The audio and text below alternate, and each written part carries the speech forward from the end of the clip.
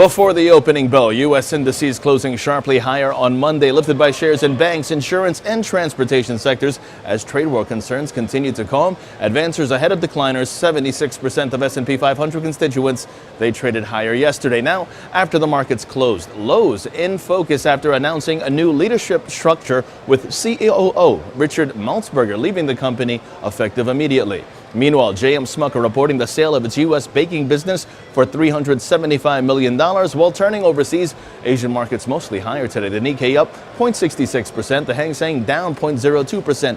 China CSI 300 up about 0.25%, and South Korea's Kospi up 0.37%. European markets gaining ground, and U.S. futures calling for a positive start. In terms of expectations today, PepsiCo second quarter EPS seen at $1.52, while on the economic dock at 10 o'clock in the morning we had the May JOLTS job opening report.